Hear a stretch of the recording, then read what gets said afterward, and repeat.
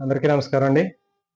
చర్మానికి సంబంధించినటువంటి దాంట్లో మనకి బాహ్య చర్మం ఎపిడెర్మిస్ లో మళ్ళీ 3 సబ్ లేయర్స్ ఉంటాయండి. దీంట్లో మనకి కార్నియస్ స్తరము, గ్రాన్యులార్ స్తరము, తర్వాత మాల్ఫీజియన్ స్తరం ఇట్లా 3 స్తరాలు ఉంటాయి. మరి దీన్ని సింపుల్ గా ఏ విధంగా గుర్తుపెట్టుకోవచ్చు అంటే మనకి పైనుంచి ఇది ఫస్ట్‌ది పైన, దాని తర్వాత రెండోది గ్రాన్యులార్ స్తరం, తర్వాత మూడోది మాల్ఫీజియన్ స్తరం. సో ఈ మూడిటిని సింపుల్ గా ఎట్లా గుర్తుపెట్టుకోవాలంటే మీకు అడుగుతాడు బాహ్య బాహ్య చర్మంలో ఉన్నటువంటి పొరలు వరుసగా పైనుంచి కిందికి అని అడుగుతాడు. కాబట్టి కార్నియస్, గ్రాన్యులార్, మాల్ఫీజియన్. సో దీనికి సింపుల్ కోడ్ కేజీఎం అని పెట్టుకోండి.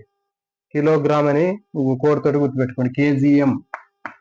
కేజీఎం అని గుర్తుపెట్టుకోండి. దీంట్లో కే అంటే కార్నియా స్తరం, జి అంటే గ్రాన్యులార్ స్తరం, ఎం అంటే మాల్ఫీజియన్ స్తరం. చూడండి, ఈ కార్నియా స్తరంలో నిర్జీవ కణాలు ఉంటాయి, డెడ్ సెల్స్ ఉంటాయి. దీంట్లో జీవ కణాలు ఉంటాయి,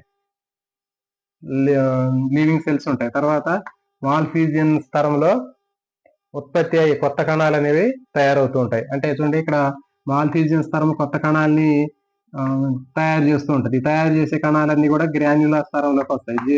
జీవ కణాలు అనేటటువంటి గ్రాన్యులార్ స్తరంలోకి వస్తాయి. దీని నుంచి ఇవి డెడ్ అయిపోయిన తర్వాత ఇవి నిర్జీవ కణాల్లాగా ఉండి కార్నియర్ స్తరంలోకి వచ్చి బయటికి పోవడం జరుగుతుంది. కాబట్టి ఈజీగా కేజీఎం అనేటటువంటి పదాన్ని గుర్తుపెట్టుకోండి. పైనుంచి వరుసగా కార్నియర్ స్తరము, గ్రాన్యులార్ స్తరము, మాల్ఫీజియన్ స్తరము.